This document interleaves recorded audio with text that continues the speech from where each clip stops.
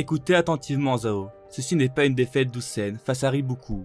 Nous avons perdu contre Seika. En d'autres termes, c'est la faute de nos officiers si nous n'avons pas su gérer la puissance de Seika.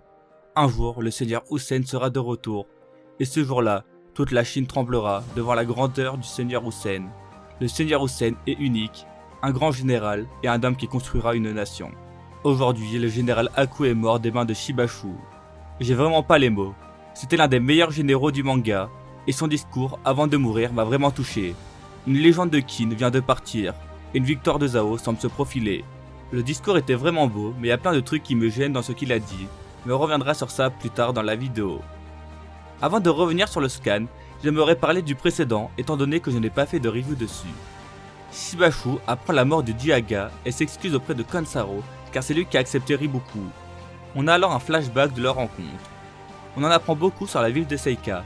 C'est une ville qui a réussi à atteindre son état actuel d'autosuffisance grâce au travail acharné de chacun de ses habitants, alors qu'il n'y a quasiment rien dans le pays. Il explique qu'il aimerait aider Riboku, sauf que c'est un énorme risque pour eux, car ça pourrait détruire tout ce qu'ils ont créé jusque-là. Riboku fait d'ailleurs surpris de la façon dont ils ont réussi à repousser l'invasion de Yan, menée par Seika. Riboku s'interroge alors sur le chemin que compte prendre Seika, mais Shibashu lui répondit que ce n'était pas lui à qui il fallait s'adresser pour savoir ça, car il n'est ni un roi ni un dictateur. C'est au peuple de choisir quelle voie emprunter. Riboku s'avança alors devant tous les habitants.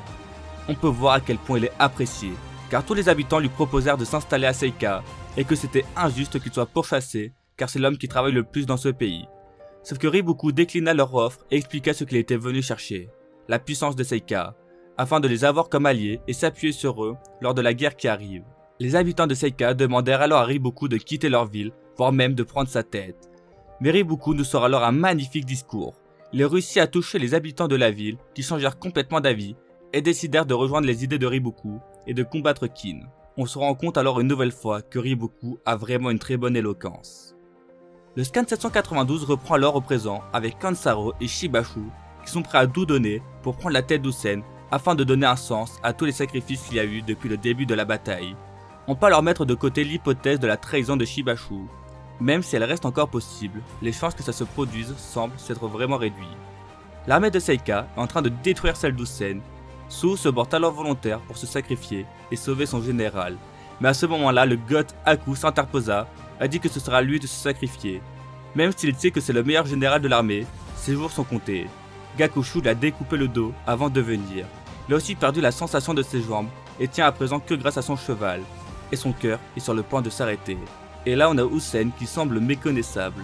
Déjà qu'il n'a quasiment rien fait de la guerre et s'est juste fait ouvrir de A à Z par Shibashu et Riboku. En soi c'était compliqué de faire quelque chose étant donné le peu d'infos qu'il y avait sur Shibashu. C'est vraiment dur d'imaginer qu'un tel monstre puisse exister à l'abri des regards. Mais ça n'excuse pas tout.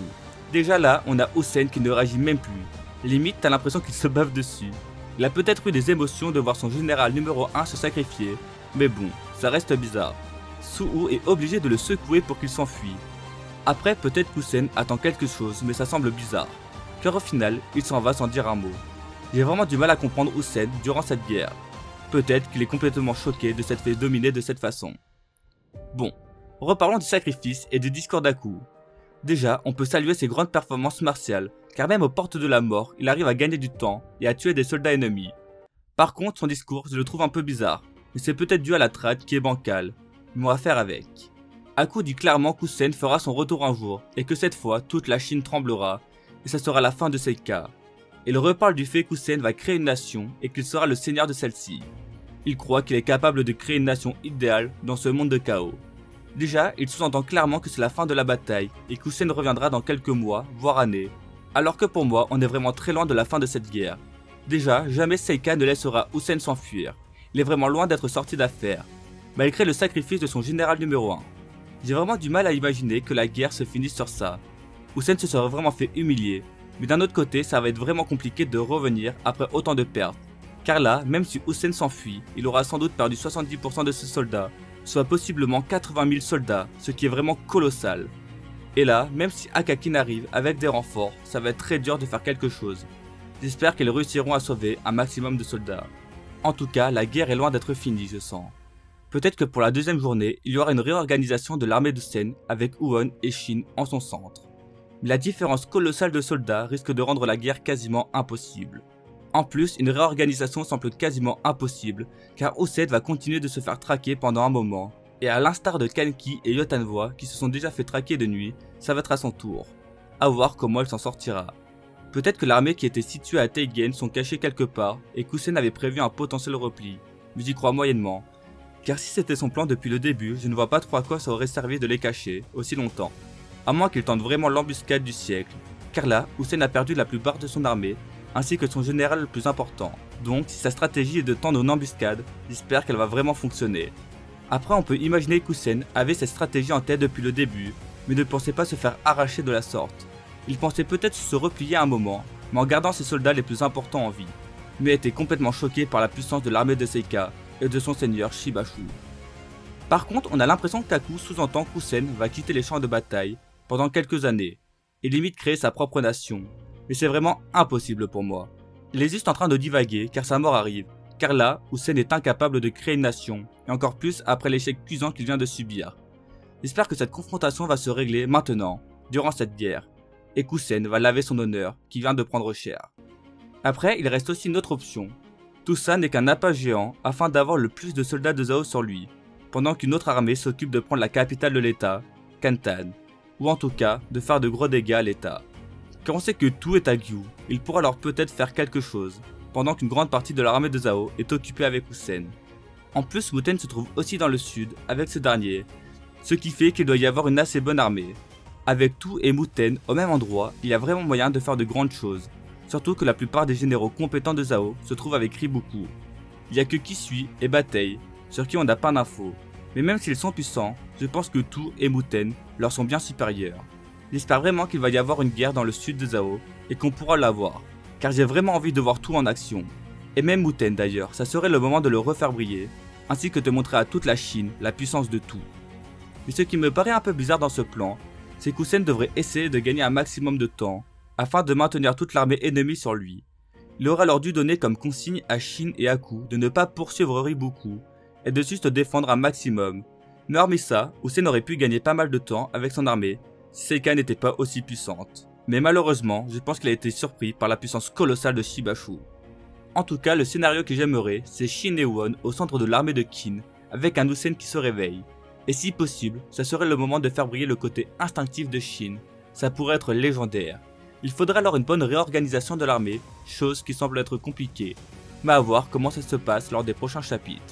Il serait aussi temps de savoir ce qu'il se passe sur le flanc gauche de Qin. L'armée des montagnes s'en sort-il bien? Serait-elle la clé qui mènera Qin à sa victoire? En tout cas, au vu de comment se profile la bataille, l'armée des montagnes a intérêt à proposer de grandes choses, car ça semble vraiment catastrophique pour l'armée centrale. J'ai confiance en cette armée, bien qu'elle affronte de redoutables généraux. J'aimerais aussi revenir sur le sacrifice d'Aku, car on vient quand même de perdre l'un des meilleurs généraux de Qin, et même si Usain s'en sort, son armée va être terriblement réduite à cause de cela. Va-t-il recruter Won ou Muten dans son armée plus tard? Je sais pas, mais ça pourrait être très intéressant. Son discours avant de mourir m'a vraiment ému. On voit tout l'attachement qu'il avait en son seigneur et à quel point il avait confiance en lui et qu'il croyait en ses rêves de créer une nation. L'un des généraux les plus talentueux de Qin vient de nous quitter. La planche où il se fait découper est magnifique et ça montre encore une fois la puissance du colosse Shibashu. Maintenant, j'ai envie qu'il croise la route de Shin, bien que ça va être très dur pour lui. Et pour finir, je reprendrai les paroles d'Aku. Un jour, le seigneur Usain sera de retour. Et ce jour-là, toute la Chine tremblera devant la grandeur du seigneur Usain. Ce jour sera peut-être pendant cette bataille. Il est temps à Usain de se rattraper et de nous sortir un plan légendaire. Finis l'inaction et montre-nous de quoi est capable l'homme le plus intelligent de Qin. J'espère que la vidéo vous aura plu. Dites-moi en commentaire ce que vous avez pensé du scan et du discours d'Aku. Si la vidéo vous a plu, likez-la et abonnez-vous, ça aide vraiment beaucoup. Sur ce, bonne journée et vive Kingdom.